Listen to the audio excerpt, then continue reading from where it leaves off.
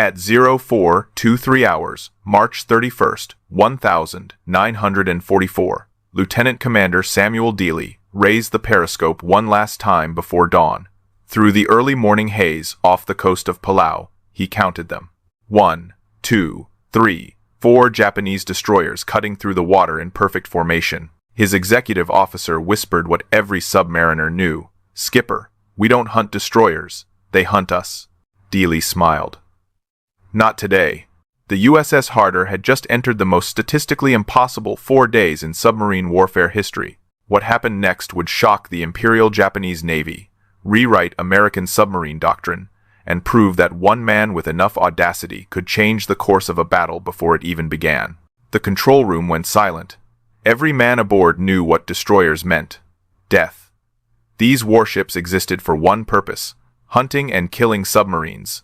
They were faster, armed with depth charges that could crush steel hulls, and equipped with sonar that could track a submarine from miles away. The math was brutal and simple.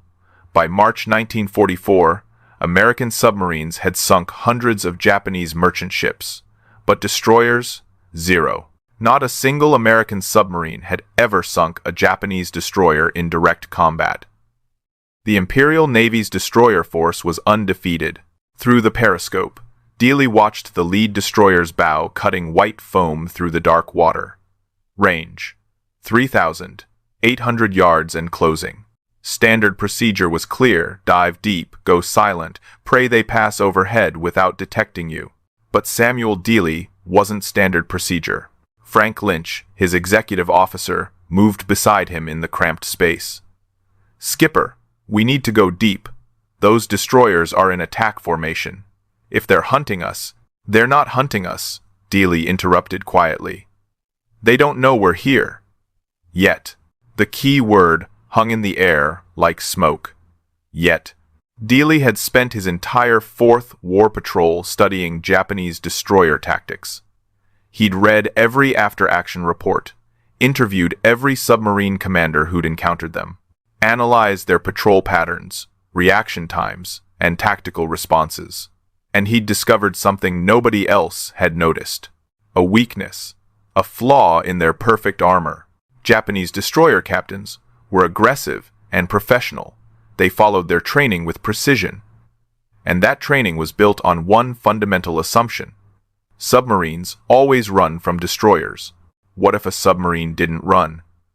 What if it attacked instead? "Plot a firing solution on the lead destroyer," Dealey ordered. The torpedo officer, Sam Logan, stared at him. "Sir, if we maneuver into attack position, their sonar will detect us within 90 seconds. All 4 destroyers will converge on our location. We'll be boxed in with no escape." "I know. Skipper, with respect, we can't fight 4 destroyers. Nobody can." "We're not fighting 4 destroyers," Dealey said calmly. "We're killing one. Then we're disappearing before the others know what happened." The temperature in the control room was already at 95 degrees. Now it felt like a furnace. 80 men packed into a steel tube, breathing recycled air, waiting for their commander to either save them or kill them. Dealey studied the destroyers through the periscope. They were maintaining formation, a diamond pattern, textbook Japanese anti-submarine sweep. The lead destroyer was 800 yards ahead of the others. If the Harder could sink it fast enough, the other 3 would converge on the explosion site, not on the submarine's actual position. It was insane. It violated every rule of submarine warfare. It gave them maybe a 10% chance of survival. But if it worked, everything would change. Lynch leaned closer, lowering his voice. "Skipper, I've been with you through 4 patrols. I trust your judgment. But this... nobody's ever done this. If we're wrong..." "We're not wrong." Dealey's eyes never left the periscope. "They hunt submarines because submarines always act like prey. Today, we show them what happens when the prey has teeth." He raised his voice so the entire control room could hear. "Gentlemen, in the next 10 minutes, we're either going to make history or become it. Either way, the Imperial Japanese Navy is about to learn that American submarines don't run anymore. Range: 1,000 yards. All ahead 1/3.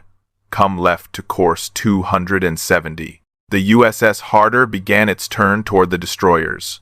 Toward death or glory, there was no middle ground. The hunt had begun. Submarine commanders in 1944 followed one sacred rule: avoid destroyers at all costs. These warships were designed for one purpose: killing submarines. They were faster, more maneuverable, and packed with depth charges that could crush a sub's hull like a tin can. The numbers told the story. By March 1944, not a single American submarine had ever sunk a Japanese destroyer in direct combat. 0. The Japanese Navy considered their destroyer force untouchable by submarines. Their crews were elite. Their sonar operators were among the best in the Pacific. Their captains were aggressive.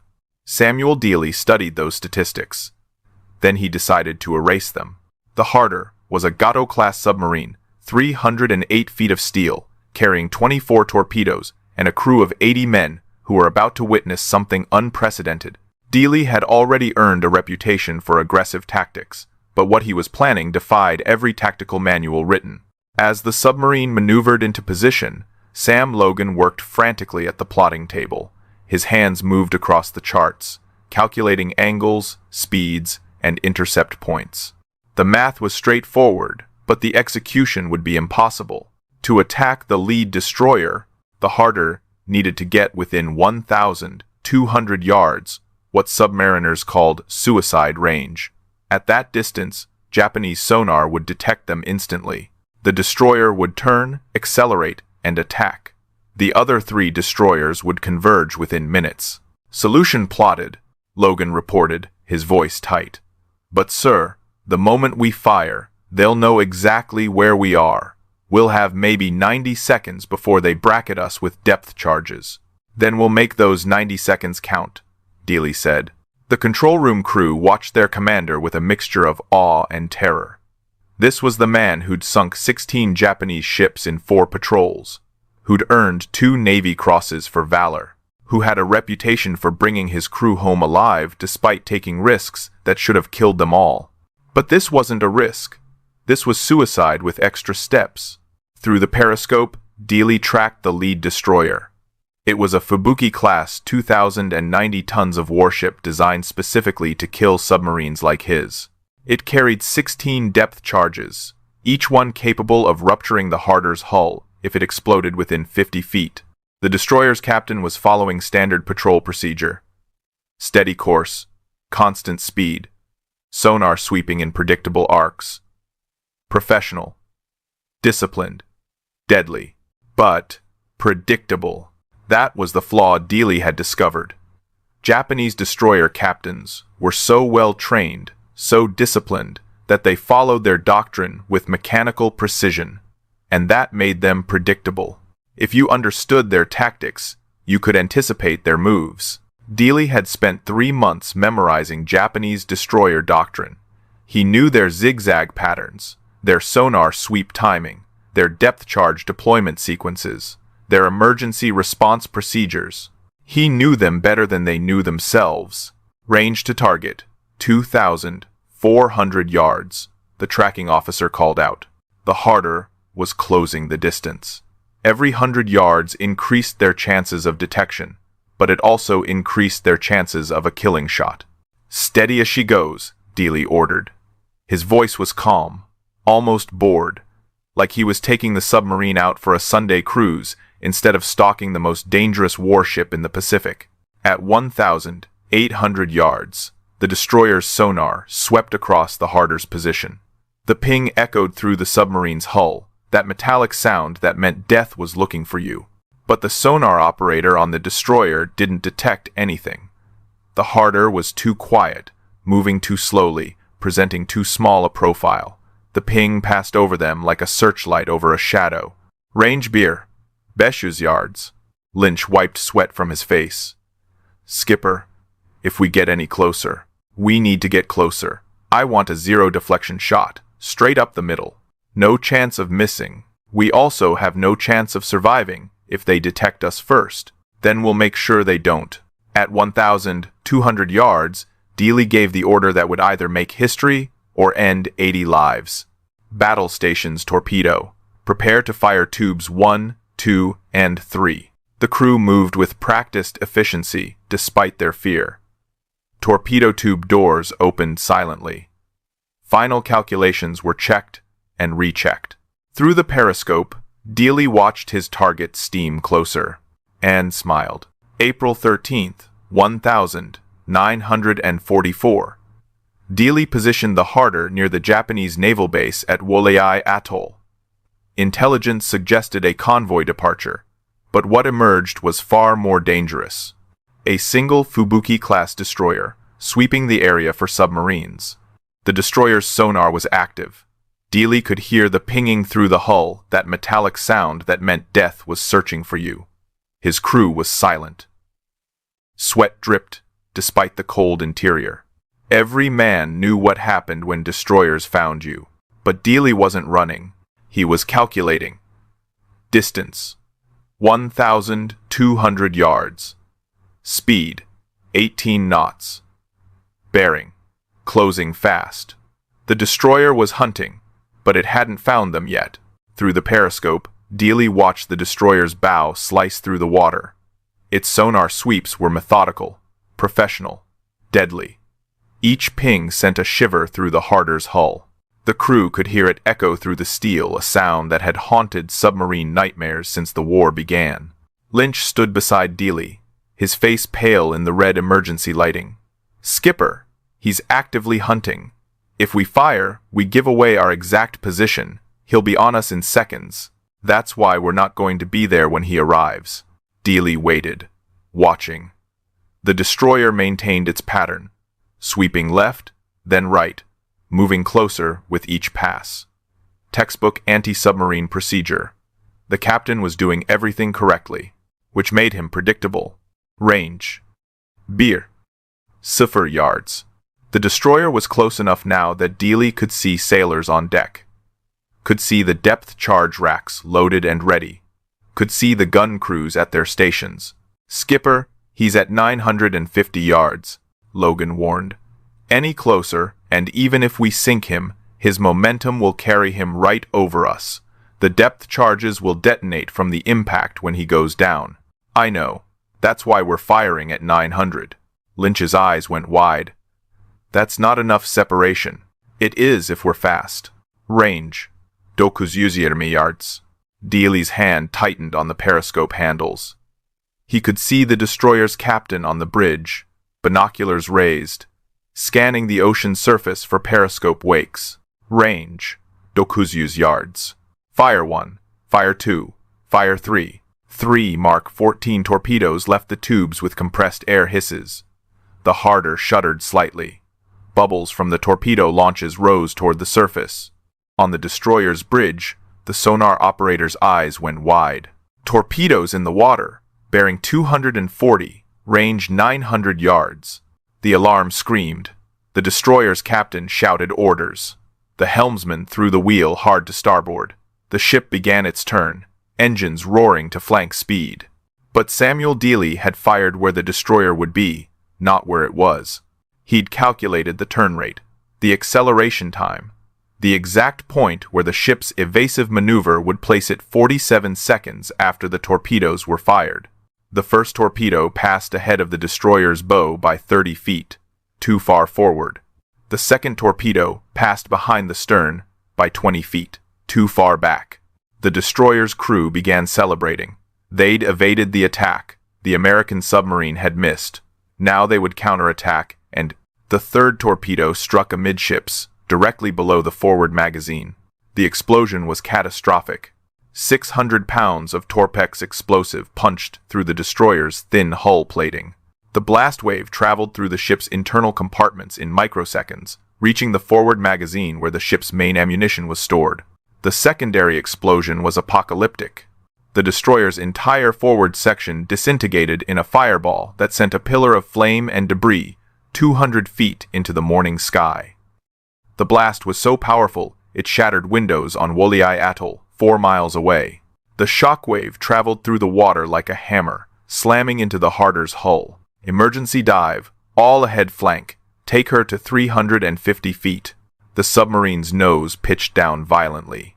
Men grabbed for handholds. The depth gauge spun like a roulette wheel. 100 feet, 150 feet, 200 feet. Above them, what remained of the destroyer was sinking. Its depth charges, still armed, still deadly, were going down with it. Depth charges in the water, the sonar operator screamed. Multiple charges, there. The first explosion detonated at 180 feet. The Harder was at 240 feet and still diving. The blast wave hammered the submarine, throwing men against bulkheads. Light fixtures exploded. A pipe joint cracked, spraying high-pressure water. The second explosion was closer. The Harder's hull groaned under the pressure. Rivets popped. A gauge shattered. The third explosion was directly overhead. The world became noise and violence. The submarine rolled 30 degrees to port. Electrical systems sparked and died. In the pitch darkness, men screamed. The chief of the boat was shouting orders, but the words were lost in the chaos. Then silence. The Harder had just done the impossible, but Dealey wasn't finished. Not even close. The Japanese couldn't believe the report. A submarine had sunk a destroyer? Impossible. It had to be a mine, or friendly fire, or American propaganda. Destroyers didn't get sunk by submarines. They sent another one to investigate. April 14th, 0600 hours. Dealey was still in the same hunting grounds. He'd submerged during daylight, waiting like a trapdoor spider. When the second destroyer arrived to search for survivors, it came in fast and angry. Through the periscope, Dealey watched it approach. This captain wasn't being cautious. He was being aggressive. His destroyer was moving at 24 knots, sonar pinging furiously, searching for the submarine that had killed his sister ship. But this time, the tactical situation was even worse. The destroyer was zigzagging the standard anti-submarine pattern that made torpedo solutions nearly impossible. The sea state was rough. Visibility was poor. Clouds covered the morning sun. Lynch studied the destroyer's movements through the tracking scope. "Skipper, he's changing course every 90 seconds. Hard turns, random directions. There's no way to predict where he'll be when the torpedoes arrive." Dealey's executive officer ran the numbers on the plotting table, then looked up with defeat in his eyes. "Skipper, the firing solution won't hold. He's changing course every 90 seconds.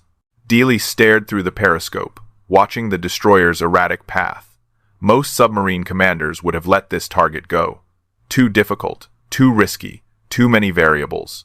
But Samuel Dealey saw something others didn't. Then, "We don't calculate for 90 seconds. We calculate for 30. Lynch's head snapped up. "Sir, he's following Japanese destroyer doctrine zigzag pattern delta. I know that pattern. The turns look random, but they're not. They follow a specific sequence." Dealey's eyes never left the periscope. "He turns hard to port for 90 seconds, then hard to starboard for 90 seconds, then back to port. But here's what the manual doesn't tell you. There's a 3-second hesitation between each turn while the helmsman centers the rudder." 3 seconds? "Skipper, that's not enough time to—" "It's enough if we fire at the exact moment he begins his turn. The torpedo will arrive during that 3-second window when he's dead straight in the water." Logan stared at him. "Sir, you're talking about timing this down to the second. If we're off by even 5 seconds, we miss completely. Then we won't be off." Dealey watched the destroyer complete another turn. He counted in his head. 87 seconds. 88. 89. The destroyer began its turn to starboard. Perfect timing. The doctrine was being followed exactly. "Next turn is in 90 seconds, Dealey announced. "We fire 2 torpedoes. One where he'll be if he turns on time. One where he'll be if he's 3 seconds late. We bracket the possibility." The control room was silent, except for the sound of men breathing. This wasn't submarine warfare. This was threading a needle while riding a roller coaster. Dealey counted. 60 seconds. 45. 30. "Solution plotted," Logan whispered. "God help us." 15 seconds. 10. 5. The destroyer began its turn to port. "Fire 1." The first torpedo launched. Fire 2. The second torpedo followed 3 seconds later. The destroyer's sonar operator heard the launches instantly. Alarm screamed. The captain shouted orders. The helmsman threw the wheel hard over, trying to accelerate out of the torpedo's path. The first torpedo missed by 20 feet. The destroyer's crew celebrated they'd evaded the attack. But the second torpedo was tracking the evasion. It struck amidships at the engine room, exactly where Dealey had aimed. The explosion tore through the destroyer's engineering spaces, rupturing steam lines, shattering the propeller shaft, flooding the compartments. The destroyer slowed from 24 knots to 8 knots in 30 seconds.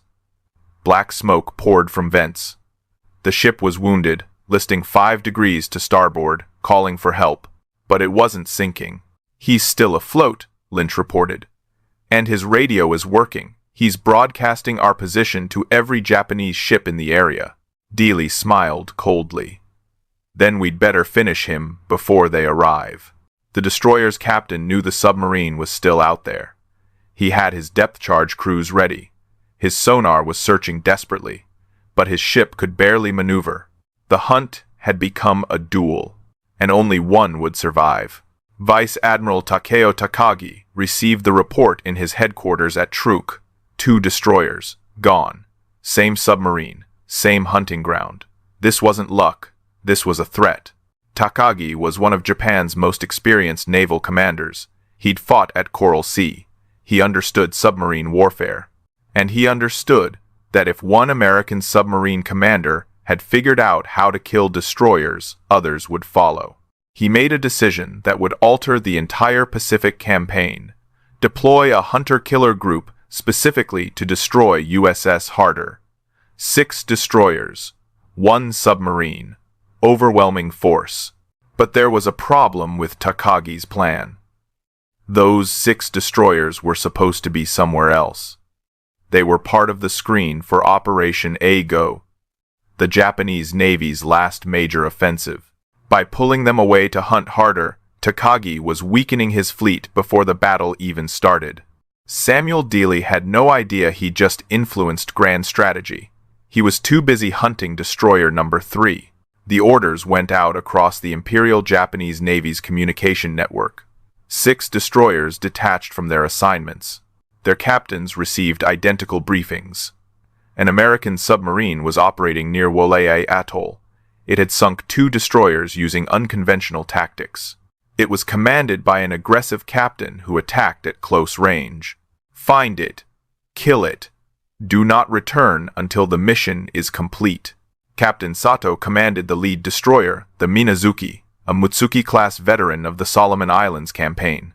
He'd sunk 3 American submarines in 2 years.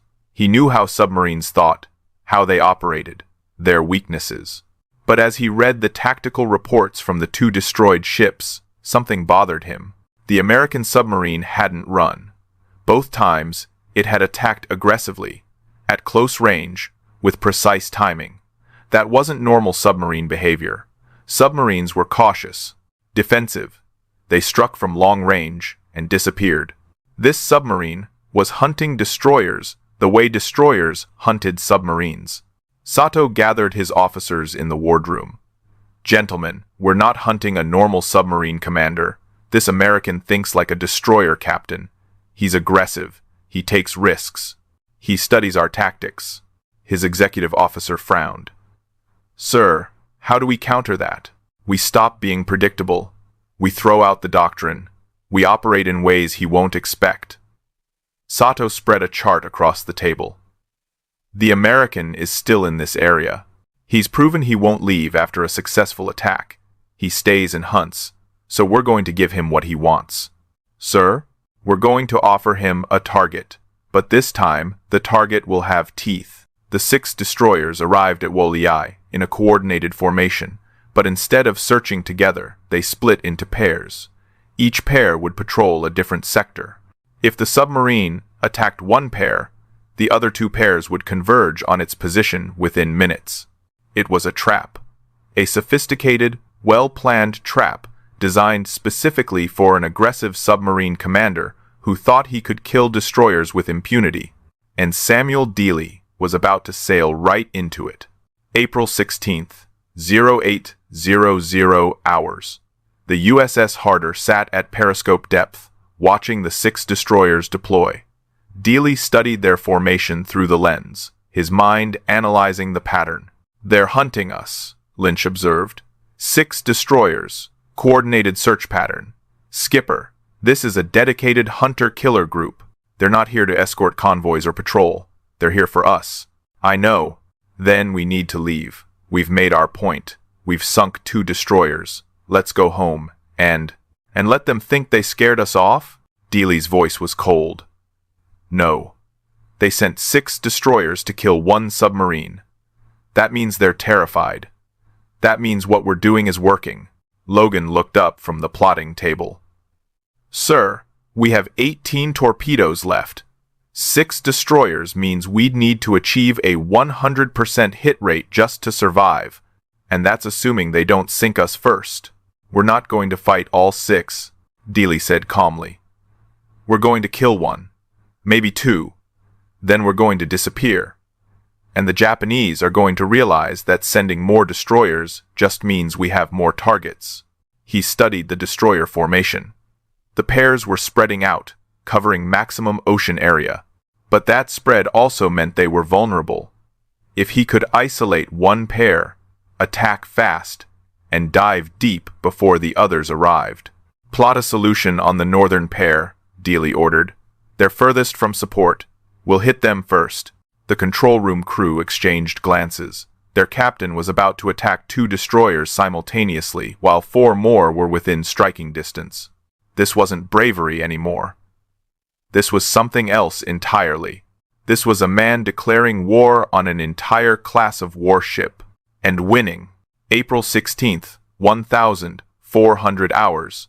The hunter-killer group had been searching for 6 hours. Captain Sato was growing frustrated. The American submarine should have been detected by now. 6 destroyers with active sonar should have flushed out any submarine in the area, unless the submarine wasn't running. The thought sent ice through Sato's veins. What if the American was sitting on the bottom, engines silent, waiting for them to make a mistake? What if he was hunting them while they hunted him? "All ships," Sato radioed, "maintain maximum vigilance. The enemy may be lying in wait. Do not follow predictable patterns." But doctrine was hard to overcome. The destroyers had trained for years on specific search procedures. Changing those patterns felt wrong, inefficient, dangerous. The northern pair destroyers Hayanami and Takanami continued their coordinated sweep. They were 3 miles from the nearest support. Their captains were experienced. Their crews were alert. They never saw the Harder. Dealey had positioned his submarine beneath a thermal layer, a zone where water temperature differences scattered sonar returns.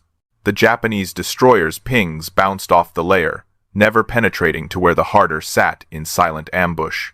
He'd been waiting for 4 hours, not moving, barely breathing, letting the destroyers exhaust themselves searching for a target that was hiding in plain sight.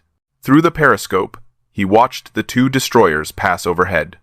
Range, 2,000 yards. They were following a standard search pattern, parallel courses, 800 yards apart, sonar sweeping between them. "They're looking for us in front of them," Dealey whispered. "They're not looking behind."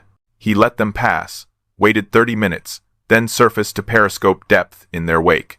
The 2 destroyers continued their search, unaware the predator was now behind them. Dealey maneuvered the Harder into position between the 2 ships, a bold, insane position that put him in both destroyers' potential fields of fire. "Sir, if either destroyer turns back, they'll spot us immediately," Lynch warned. "We'll be caught between them with nowhere to run." "They won't turn back. They're searching forward, convinced we're ahead of them. They'd never expect us behind them." Logan plotted the solution. "Sir, we only have time to shoot at 1 destroyer before the other one detects us." "Which target?" Dealey studied both ships through the periscope. The Hayanami was slightly closer, but the Takanami was the squadron leader, bigger, better equipped, more experienced crew. "We shoot the leader," Dealey decided. "When he goes down, the wingman will panic. That's when we hit him too." "Sir, That gives us maybe 60 seconds between shots. If the second destroyer captain keeps his head, he'll have us. Then we'd better hope he doesn't keep his head. Range to Takanami, 1,500 yards. Longer than Dealey preferred, but necessary to avoid being spotted before firing. Fire 1, Fire 2, Fire 3, Fire 4. 4 torpedoes, Dealey's largest spread yet. The Harder shuddered as compressed air launched each weapon. The torpedoes streaked through the water at 46 knots, leaving 4 white wakes visible from the surface. On the Takanami's bridge, a lookout spotted the wakes. His shout of alarm came too late. The destroyer's captain saw them, tried to turn, tried to accelerate. The first torpedo missed ahead by 40 feet. The destroyer's captain felt relief for exactly 2 seconds. The second torpedo struck the bow. The third struck amidships. The fourth struck the stern. 3 simultaneous explosions tore the destroyer apart. The ship didn't sink, it disintegrated. The magazine detonation was so massive it created a mushroom cloud visible for 20 miles. On the Hayanami, 800 yards away, the crew watched their squadron leader die in a fireball. The captain froze for 5 precious seconds, shock, disbelief, horror paralyzing his training. Those 5 seconds cost him his ship. Dealey had already swung the Harder toward the second destroyer. Reload tubes 1 and 2, fast! The torpedo crew worked with desperate speed. 30 seconds, 40, 50. Tubes reloaded. The Hayanami's captain had recovered from his shock. He was turning toward the Harder's position, engines at flank speed, ready to ram the submarine that had just killed his leader. But Dealey fired first. 2 more torpedoes, point-blank range, 900 yards. Both struck home. 3 destroyers in 4 days. The Imperial Japanese Navy was no longer alarmed. They were terrified. The reports reached Admiral Soemu Toyoda, Commander-in-Chief of the Combined Fleet, at his headquarters. 3 destroyers, 4 days, 1 submarine. The numbers didn't make sense. Toyoda ordered an investigation. Was this multiple submarines using the same call sign? Was American torpedo technology better than intelligence suggested? Were the destroyer captains incompetent? The investigation concluded. 1 submarine, 1 commander, superior tactics. Toyoda stared at the report for a full minute without speaking. His staff officers stood silent, waiting for his reaction.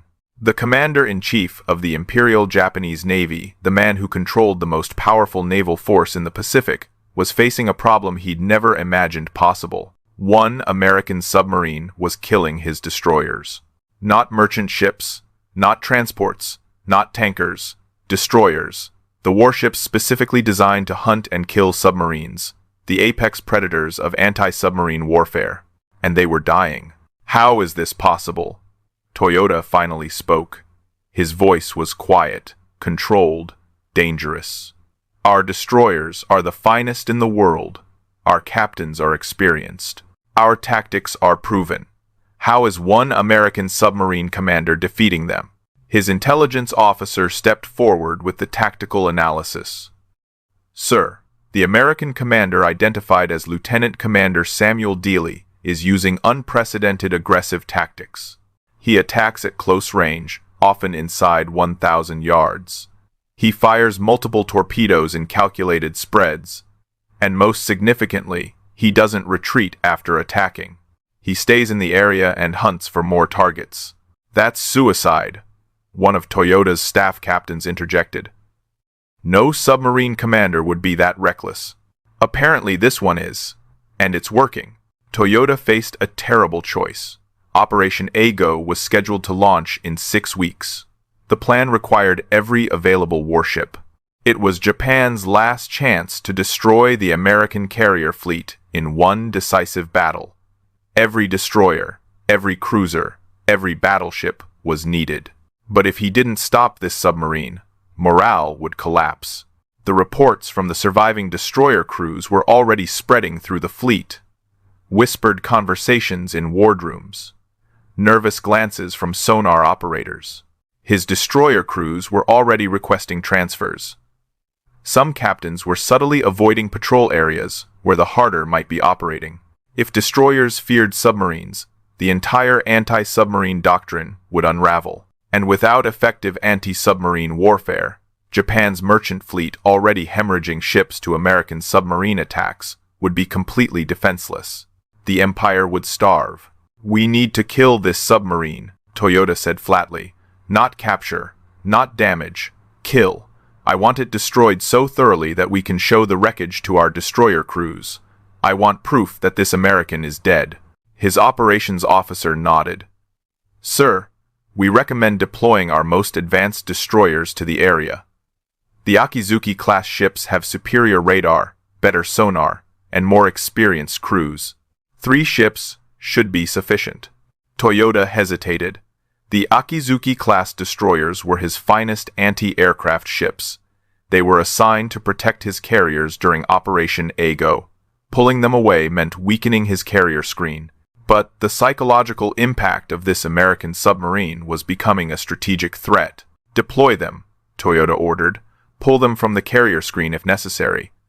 This submarine is now our highest priority." He authorized the deployment of 3 more destroyers to the WWII area. But these weren't ordinary destroyers. These were Akizuki-class anti-aircraft destroyers, the most advanced in the Imperial Navy, with superior radar and fire control. Ships that cost 3 times as much as standard destroyers. Ships that were desperately needed elsewhere. They were being pulled from the carrier screen for Operation Eigo, the very carriers that would fight at the Philippine Sea in 2 months. The decision would have consequences Toyota couldn't foresee. Without those 3 destroyers in the carrier screen, his fleet would be more vulnerable to American air attacks. The balance of power would shift by just enough to matter in the coming battle. Samuel Dealey was changing history without knowing it. In his office, Toyota stood at the window overlooking the harbor. Dozens of warships sat at anchor, preparing for the decisive battle that would determine Japan's fate. And somewhere out in the Pacific, one American submarine commander was unraveling his carefully laid plans. "Find him," Toyota whispered to the glass. "Find him and kill him before he destroys us all." But 300 miles away, Samuel Dealey was already planning his next attack. He wasn't finished, not even close.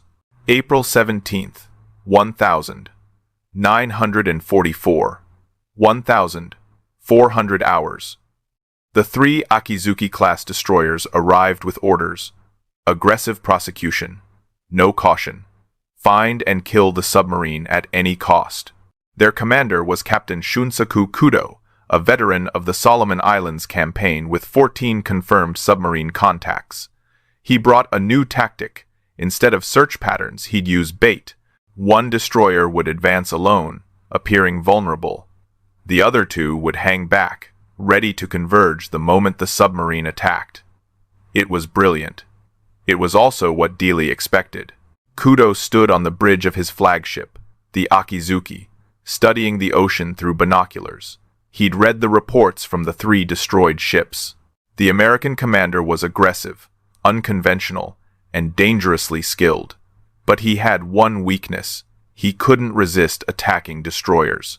That weakness would kill him.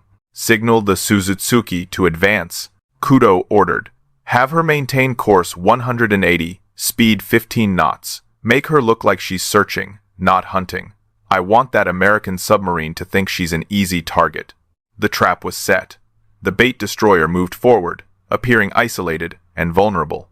The other 2 destroyers hung back at 3,000 yards, close enough to respond within minutes, far enough to avoid detection. Through the periscope, Dealey watched the bait destroyer approach. It was moving too perfectly, too predictably, too temptingly.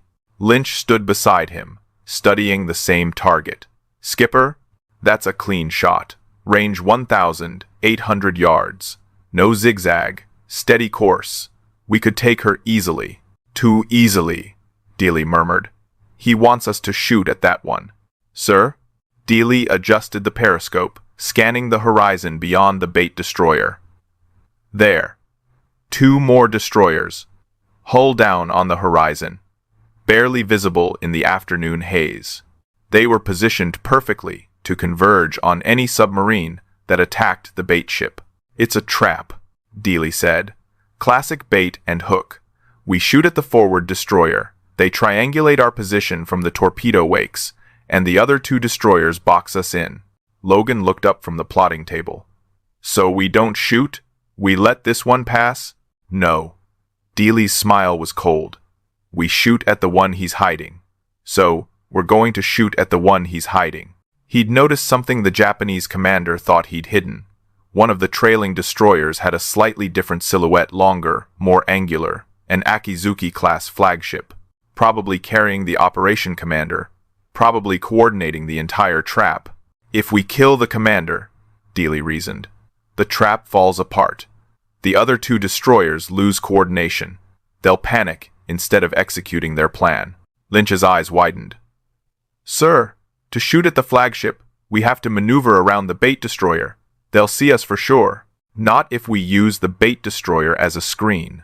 Dealey maneuvered the Harder on a course that kept the forward destroyer between his submarine and the flagship, using the bait ship to mask his approach, a technique so audacious it bordered on insanity.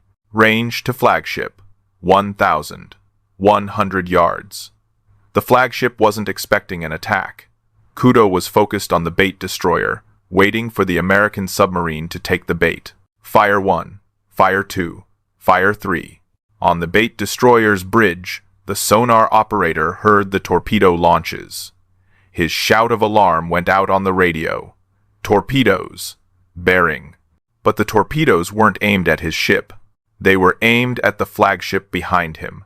Kudo heard the warning and had 3 seconds to understand what had happened. The American hadn't taken the bait. He'd identified the trap and attacked the commander instead. The realization came at the same moment as the first torpedo. The explosion struck the Akizuki amidships, directly below the bridge. Kudo felt the deck lurch beneath his feet. The second torpedo hit astern, rupturing the engine room. The third hit the magazine. The flagship capsized in 4 minutes. Captain Kudo died at his post, one hand still gripping the railing, watching the ocean rise to meet him. The 2 remaining destroyers went berserk. Their commander was dead. Their trap had failed. The American submarine had outsmarted them. Rage replaced tactics. They attacked with suicidal aggression, racing toward the Harder's last known position. Depth charges ready, determined to kill the submarine, even if it meant ramming it. Dealey had anticipated this too. Emergency dive. All ahead flank. Take her to 450 feet. Sir, that's past test depth. Do it. The Harder's nose pitched down violently. The depth gauge spun past 300 feet test depth, past 350 feet danger zone, past 400 feet structural failure imminent. At 450 feet, the hull groaned like a living thing in pain. Rivets strained, seams flexed.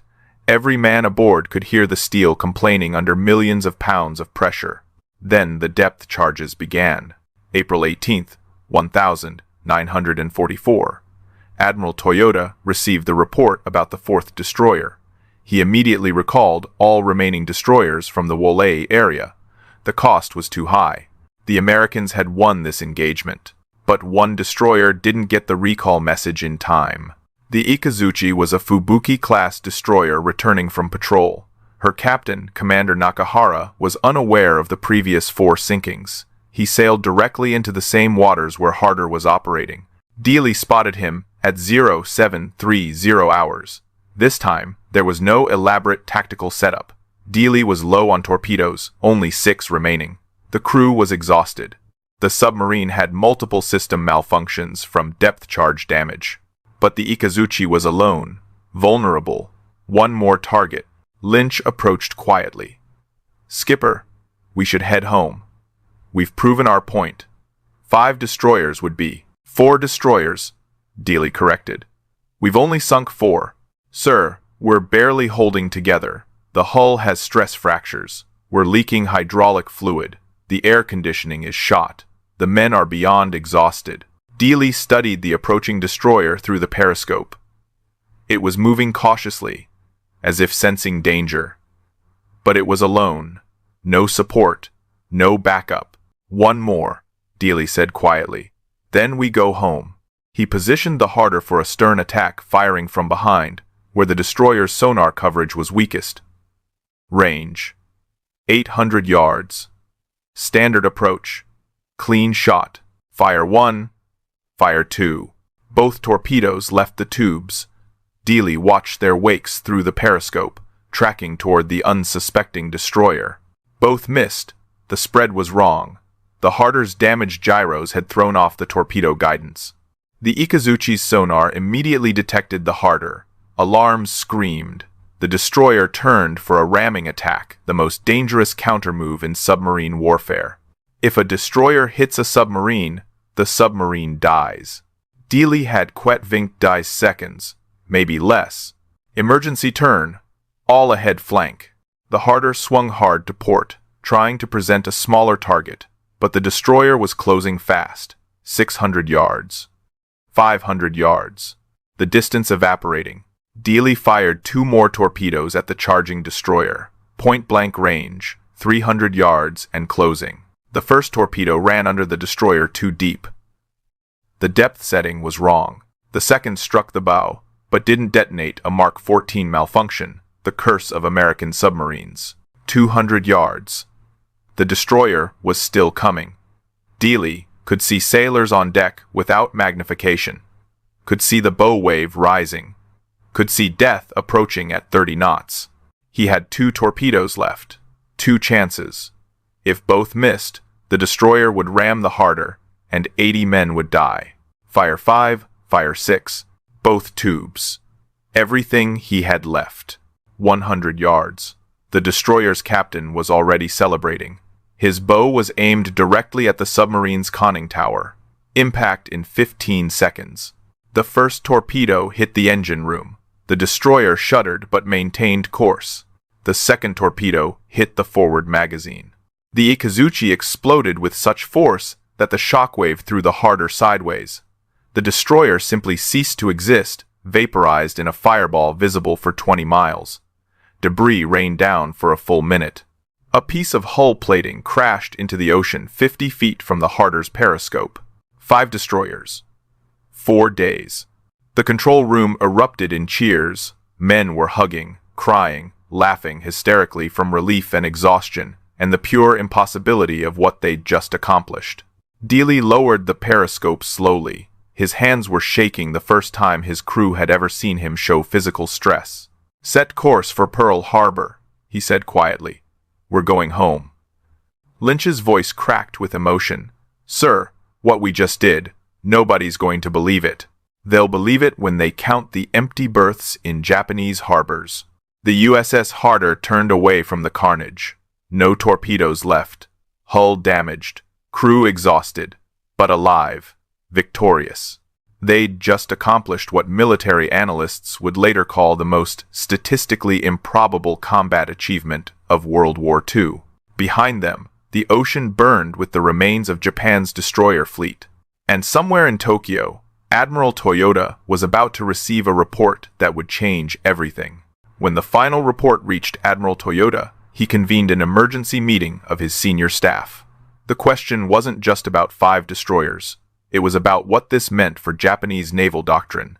For decades, the Imperial Japanese Navy had built its anti-submarine warfare strategy around destroyer supremacy. Destroyers were the apex predators of submarine warfare. That doctrine had just been shattered by 1 American submarine in 4 days. The conference room was silent as Toyota read the casualty reports aloud. 5 destroyers, over 1,200 sailors dead, millions of yen in warships destroyed, and worst of all, the psychological damage was incalculable. His anti-submarine warfare chief stood to present the tactical analysis. "Admiral, we must conclude that Commander Dealey has discovered fundamental weaknesses in our destroyer doctrine. He exploits our predictability. He attacks at ranges we consider suicidal, but which actually work in his favor, and he demonstrates a willingness to accept risk that our doctrine doesn't account for. Recommendations?" Toyota's voice was ice. "Sir, we must completely revise our anti-submarine tactics. Destroyers should no longer hunt submarines independently. They must operate in groups of 3 minimum. We must vary our patrol patterns. We must increase sonar training. And most critically, we must teach our destroyer captains that American submarines are now capable of offensive action against them. Toyota nodded slowly. Issue new orders immediately. Destroyers are to avoid submarine engagements unless in groups of 3 or more. Single destroyers are never to hunt submarines alone. Anti-submarine tactics are to be completely revised. But as his staff officers hurried to implement the new doctrine, Toyota stared at the map of the Pacific. The damage was deeper than tactics. Japanese destroyer crews now feared American submarines. The aggressive hunting that had made Japanese anti-submarine warfare effective was gone, replaced by caution, hesitation, fear. And those 9 destroyers that had been pulled from Operation Ago's screening force? They never rejoined the fleet in time. Toyota's operations officer approached quietly. "Sir, about Operation Ago. Without those destroyers in the carrier screen, our air defense will be compromised. The Americans have been increasing their carrier aviation capability. If we engage without full destroyer support, we have no choice," Toyota interrupted. "Operation Ago proceeds as scheduled. We'll make do with what we have." But both men knew the truth. The absence of those 9 destroyers pulled away to hunt one submarine had created a gap in Japanese defenses that couldn't be filled. When the Battle of the Philippine Sea erupted in June 1944, the Japanese carrier force had fewer escorts than planned. American dive bombers found gaps in the defensive screen. Japanese carriers burned. The Great Marianas Turkey Shoot, the decisive American victory that destroyed Japanese carrier aviation forever, happened partly because Samuel Dealey had forced the Japanese to redeploy destroyers 2 months earlier. 1 submarine, 4 days, 5 destroyers. The course of the Pacific War altered, but the immediate impact was even more significant. Within days of Dealey's patrol, Japanese destroyer doctrine changed throughout the fleet. Captains who'd been aggressive became cautious. Crews who'd hunted submarines now avoided them. The psychological advantage shifted permanently to American submarines. By the end of 1944, emboldened by Dealey's success, American submarines had sunk 47 Japanese destroyers using similar aggressive tactics. The predator-prey relationship had reversed. Japanese destroyers, once the hunters, were now hunted. Japan's merchant marine, already suffering devastating losses, lost its primary protection. Without aggressive destroyer escorts, American submarines ravaged Japanese supply lines. Oil tankers never reached home ports. Food shipments disappeared. Raw materials for war production vanished into the Pacific depths. The Japanese home islands began to starve. Historians would later debate whether Samuel Dealey's 4-day rampage was the single most strategically significant submarine patrol of the war.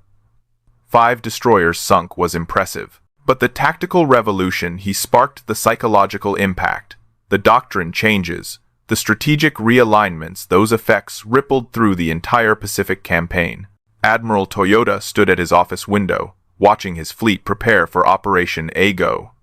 Somewhere out there, an American submarine commander had just rewritten the rules of naval warfare, and there was nothing Toyota could do to change it back. The era of Japanese destroyer supremacy was over. The age of the submarine had begun. When USS Harder pulled into Pearl Harbor on May 3, 1944, the entire base knew what had happened. Dealey and his crew were greeted as legends. Rear Admiral Charles Lockwood, Commander Submarine Force Pacific, was waiting at the dock personally. Lockwood had reviewed the patrol report 3 times. He didn't believe it until he read Dealey's tactical logs. The audacity was breathtaking. The execution was flawless. The impact was strategic. The dock was crowded with sailors, officers, and naval personnel who'd heard the rumors. When the Harder's crew emerged, exhausted and hollow-eyed from their ordeal, the crowd erupted in cheers. Men who'd never met Dealey were shouting his name. Submarine commanders pushed forward to shake his hand. Dealey walked down the gangplank like he'd just returned from a routine patrol. No swagger, no showboating. He saluted Admiral Lockwood crisply. "Welcome home, Commander," Lockwood said, Hell of a patrol. Thank you, sir. The crew performed magnificently. Lockwood pulled him aside, away from the crowd. Sam, what you did out there, it's going to change everything. I need you to understand that. Every submarine commander in the Pacific is going to study your tactics. The Japanese are going to adjust their doctrine. You've started something that can't be stopped. Good, Dealey said simply.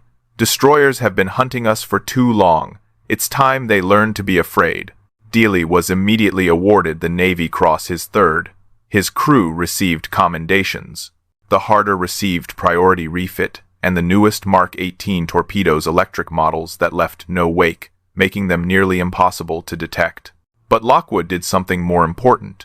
He ordered every submarine commander in the Pacific to study Dealey's tactics. The patrol report became required reading at submarine school. The techniques Dealey had improvised: close-range attacks, aggressive stalking, exploiting destroyer doctrine became standard training. Within weeks, other submarine commanders began hunting destroyers. USS Tang sank 3 destroyers in one patrol, using Dealey's methods. USS Barb sank 2. USS Flasher destroyed a destroyer escort. The tactics spread like wildfire through the submarine force. American submarine commanders began hunting destroyers with the same enthusiasm they'd once reserved for tankers and cargo ships. The predator-prey relationship reversed.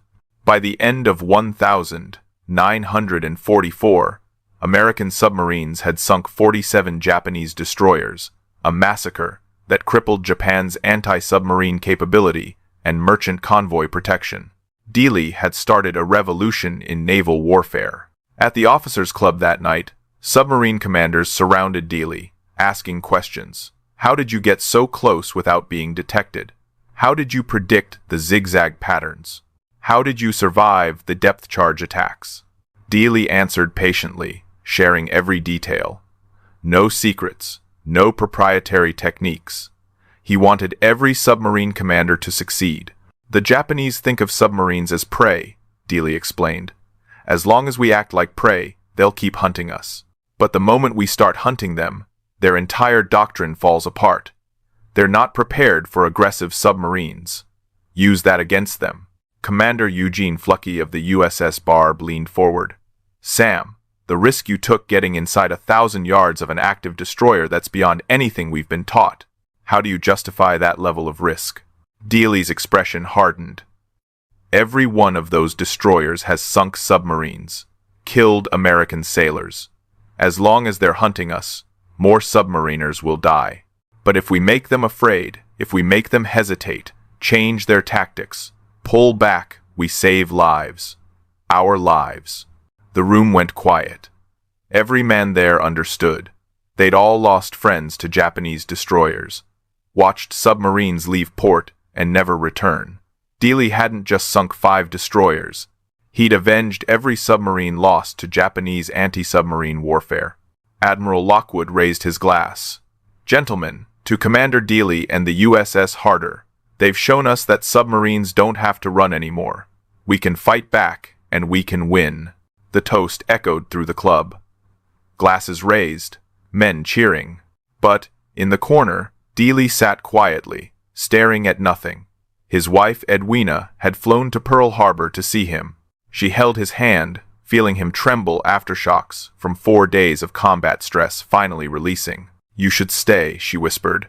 Take a training command. You've done enough. Dealey kissed her hand. One more patrol, then I'm done. I promise. It was a promise he wouldn't keep. Samuel Dealey should have stayed in Pearl Harbor. He'd earned it. After 5 war patrols and 3 Navy crosses, he could have taken a training command. Safe, honorable, smart. He requested 1 more combat patrol instead. His fellow submarine commanders tried to talk him out of it. Sam, you've proven everything. You've changed submarine warfare. Let someone else take the next patrol. But Dealey felt unfinished business, pulling him back to the Pacific. The Japanese were adjusting their tactics. Destroyer doctrine was changing. He wanted to see if his methods still worked against an enemy that now knew what he was capable of. The USS Harder departed Pearl Harbor on August 5, 1944. 944, for the waters off the Philippines. The mission: reconnoiter Japanese fleet movements before the invasion of the Philippines. It was supposed to be low-risk observation, not combat. But Samuel Dealey had never been good at low-risk missions. On August 21st, near Dassel Bay off Luzon, the Harder encountered a small Japanese convoy, 2 freighters escorted by a destroyer and several smaller vessels. Most submarine commanders would have let it pass. The risk wasn't worth the reward. Dealey attacked anyway. He sank both freighters with 4 torpedoes. Clean kills. The convoy escorts immediately counterattacked. The destroyer was joined by 3 submarine chasers and a mine layer. 5 escort vessels converging on the Harder's position. "Skipper, we should break off," Lynch urged. "We've got our kills. Let's get out of here." But Dealey had spotted something. The mine layer was a priority target. It could deploy mines that would threaten future American operations in these waters. He maneuvered the Harder into attack position. Fire 1, fire 2. Both torpedoes struck the mine layer. It sank in 4 minutes. But the attack gave the escorts time to localize the Harder's position with precision. This time, the Japanese escorts didn't hunt aggressively. They'd learned from the previous destroyer losses. They didn't charge in. They boxed the Harder in methodically, cutting off escape routes, depth charging in a coordinated pattern that prevented the submarine from finding a thermal layer or safe depth. For 5 hours, the Harder evaded. Dealey used every trick he'd developed: thermal layers, silent running, rapid depth changes. But the Japanese escorts were patient. They'd studied American aggressive submarine tactics. They knew Dealey's methods now. They waited for the submarine to make a mistake. At 1,740 hours, the Harder attempted to break out of the box at high speed. A Japanese submarine chaser caught the movement on sonar immediately. Its captain didn't charge in. He called for coordinated depth charges from all vessels simultaneously. Depth charges fell in a perfect pattern ahead, behind, port, starboard. A 3-dimensional kill box with no escape. The Harder never surfaced. The Japanese escorts remained in the area for 2 hours, listening on sonar, searching for debris, confirming the kill. They found oil slicks. They heard the sound of compressed air, escaping the death rattle of a submarine's hull rupturing. They radioed their headquarters. "American submarine sunk. Confirmed kill." Admiral Lockwood received the report on September 10th, when the Harder failed to make its scheduled radio check. USS Harder was officially listed as overdue and presumed lost. 80 men. The most legendary submarine commander of the Pacific War. Gone. The news spread through the submarine force like a shockwave. Men who'd served with Dealey couldn't believe it. He'd survived impossible situations. Sunk 5 destroyers in 4 days. Revolutionized submarine warfare. How could he be dead? But the patrol reports from other submarines confirmed it. The Japanese were broadcasting propaganda about sinking the destroyer-killer submarine. They were celebrating. Their morale had needed this victory desperately.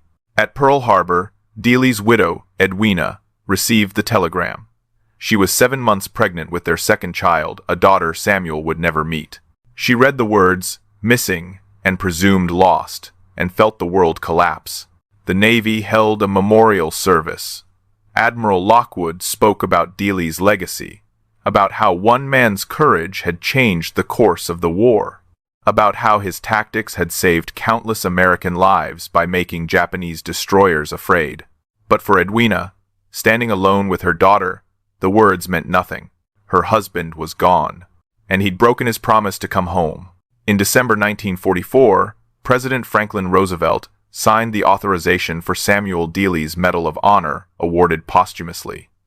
The citation read, "For conspicuous gallantry and intrepidity at the risk of his life, above and beyond the call of duty, destroyer-killer, demonstrated the highest degree of skill, courage, and devotion to duty." Dealey's widow, Edwina, received the medal at a quiet ceremony in Honolulu. She was 8 months pregnant now. Her belly swollen with the daughter Samuel would never meet. She stood in front of Admiral Lockwood, wearing black, holding their 4-year-old son's hand. When Lockwood placed the medal in her palm, she felt its weight, bronze and ribbon, the highest honor America could give. It felt impossibly light for what it represented, for what it cost. "Your husband changed the course of this war," Lockwood said softly. "His courage saved thousands of American lives. He will never be forgotten." Edwina nodded, unable to speak.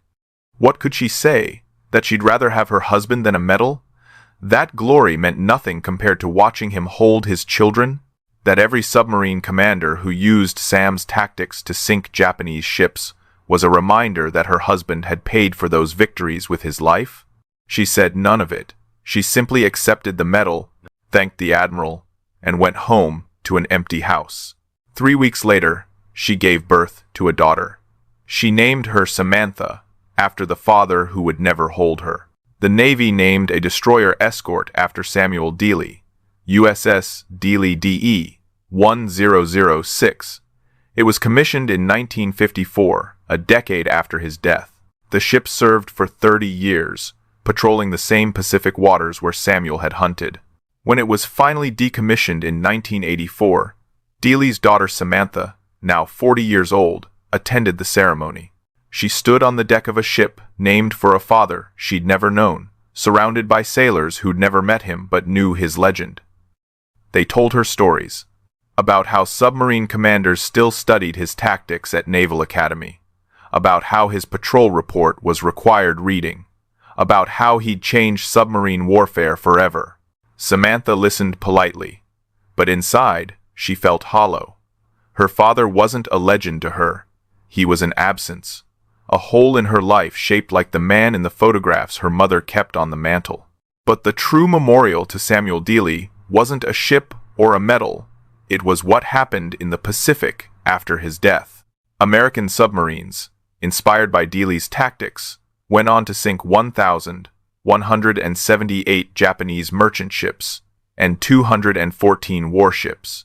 They strangled Japan's supply lines, cut off oil from the Dutch East Indies, prevented food shipments from reaching the home islands, destroyed the raw materials needed for war production. By 1945, Japan was starving. Its factories were idle from lack of materials. Its population was malnourished. Its military was crippled by fuel shortages. The submarine blockade, pioneered by commanders like Dealey, had done what battleships and bombers couldn't, brought an empire to its knees. Admiral Lockwood kept Dealey's patrol report on his desk for the rest of the war. Whenever a submarine commander asked for tactical advice, Lockwood would hand them the report and say, "Read this. Then, tell me what you learned." Every commander learned the same lesson. Aggression works. Risk pays off. Fear is contagious. And if you can make the enemy afraid, you've already won half the battle. Dealey hadn't just sunk 5 destroyers. He'd shown an entire submarine force what was possible. He'd broken the psychological barrier that said submarines couldn't fight warships. He'd proven that, with skill, courage, and audacity, a single submarine could change the strategic balance of an entire theater of war. In Tokyo, even after the war ended, Japanese naval officers spoke of the destroyer killer in hushed tones. Some claimed he'd sunk more than 5 destroyers. Some said he was still out there, hunting. The legend had grown beyond the man. But Edwina Dealey didn't care about legends. She cared about the empty chair at her dinner table, the father her children would never know, the husband who'd promised one more patrol and never came home. The medal sat in a display case. Bronze and ribbon. The highest honor. It felt impossibly light. For 8 decades, the USS Harder rested in darkness, 3,000 feet below the surface off Bataan. The crew had been listed as lost at sea, with no known grave, no final resting place, no closure for families who'd spent 80 years wondering where their fathers, brothers, and husbands had died. Then, in May 2024, a naval research expedition using advanced sonar and underwater drones located the wreck. The Lost 52 Project, a private organization dedicated to finding America's 52 submarines lost during World War II, had been searching the waters off the Philippines for months. They'd narrowed down the search area using Japanese naval records, survivor accounts, and modern oceanographic data. When the sonar image first appeared on the screens, the research team knew immediately what they'd found. The distinctive profile of a Gato-class submarine, the conning tower, the deck gun, the damage patterns consistent with depth charge attacks. They deployed an underwater drone to verify. The footage came back crystal clear. USS Harder, hull number SS-257, sitting upright on the ocean floor. The submarine was remarkably intact. The conning tower was partially collapsed from depth charge damage. The hull showed extensive scarring, but she was recognizable, identifiable. After 80 years, Samuel Dealey and his crew had been found. The Navy confirmed the identity through hull numbers visible on the wreckage and by comparing the submarine's dimensions to Harder's specifications. There was no doubt, this was the destroyer killer's final resting place. The discovery made international news. Newspapers ran stories about Dealey's legendary patrol. Television documentaries explored his tactics. Social media exploded with discussions about submarine warfare and the man who'd changed it forever. But for the families of the crew, the discovery meant something far more personal: closure. The Philippines government and the U.S. Navy designated the site as a war grave. No salvage would be permitted. No artifacts would be recovered. The Harder would remain where she fell, a memorial to 80 men who changed the course of history. Descendants of the crew traveled to the Philippines for a memorial service. Over 200 people, children, grandchildren, great-grandchildren of men who'd served on the Harder, many meeting each other for the first time, connected by a shared loss that had echoed through generations. Samantha Dealey was 80 years old now. She'd never known her father, but she'd spent her entire life living in his shadow. She stood on the deck of a Navy vessel positioned directly above the wreck site, holding a wreath of white flowers. "I used to be angry," she told the gathered families. "Angry that my father chose the submarine over his family. Angry that he broke his promise to come home. But standing here, knowing he's finally been found, I understand now. He didn't choose the submarine. He chose to protect us. All of us. Every American family. And he paid for that choice with everything he had." She dropped the wreath into the ocean. It floated on the surface for a moment, then slowly sank toward the wreck, 3,000 feet below. A Navy honor guard fired a 3-volley salute. The sharp crack of rifles echoed across the water.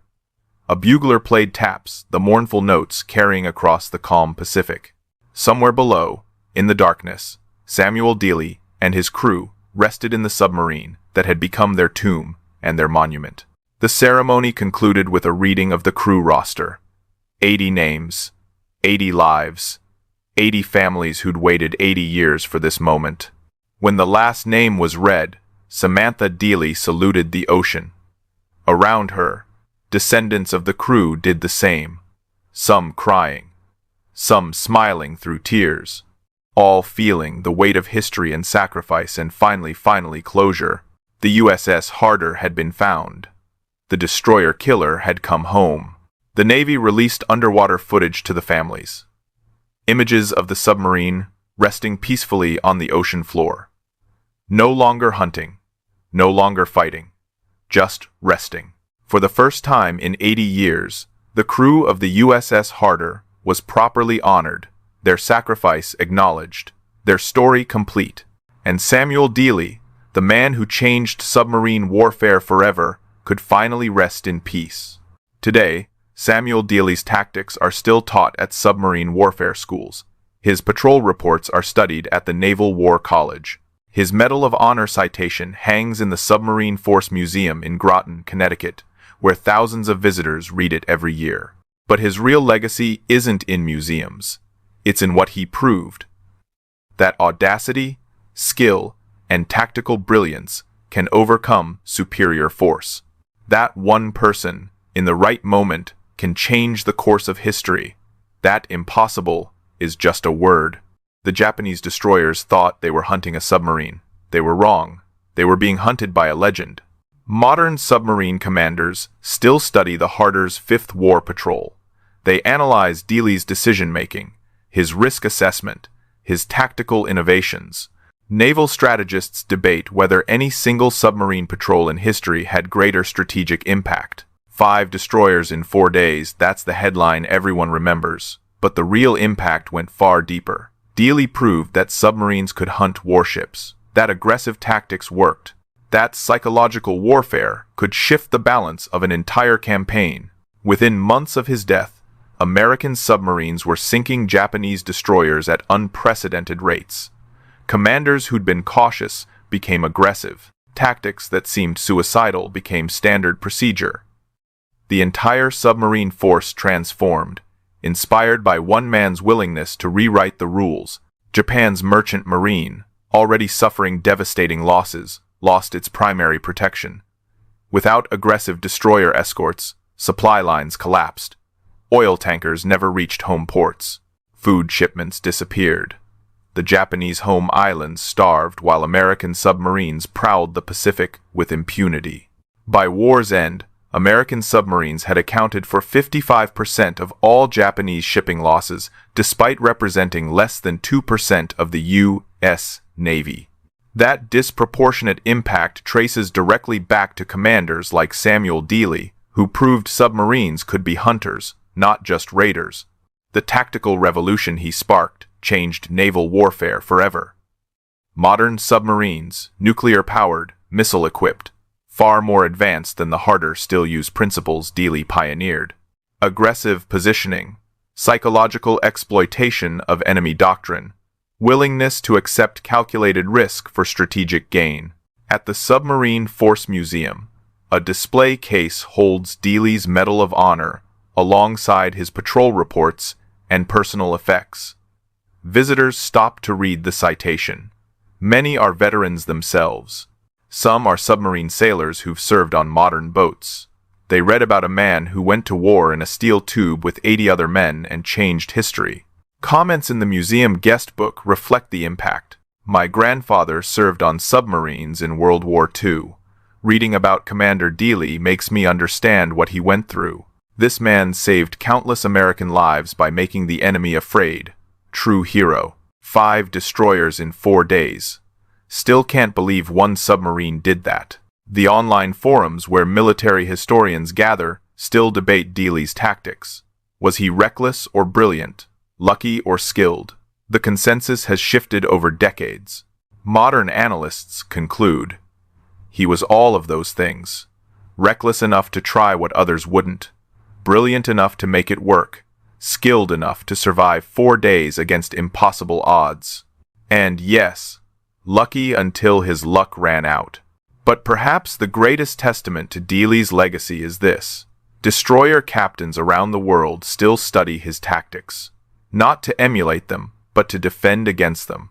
Naval academies teach anti-submarine warfare, using Dealey's patrol as the primary example of aggressive submarine tactics. The Hunter has become the textbook. In 2024, when the Harder was discovered, a new generation learned about Samuel Dealey. Social media exploded with discussions. YouTube videos analyzing his tactics got millions of views. A man who died 80 years ago became relevant again because what he accomplished was timeless. The Japanese destroyers thought they were hunting a submarine that day, in April 1944. They were wrong. They were being hunted by a legend who would outlive them all. 5 destroyers in 4 days. A statistical impossibility. A tactical masterpiece. A strategic game-changer. The destroyer killer earned his name, and the Imperial Japanese Navy learned to fear the silent service. Where are you watching this from? If you had family who served in World War II on submarines, destroyers, or any vessel, drop a comment. These stories deserve to be remembered. These men deserve to be honored. And Sam Dealey deserves to never be forgotten. Hit that subscribe button to support more forgotten heroes of American history. Because these stories aren't just history, they're lessons in courage that echo across generations.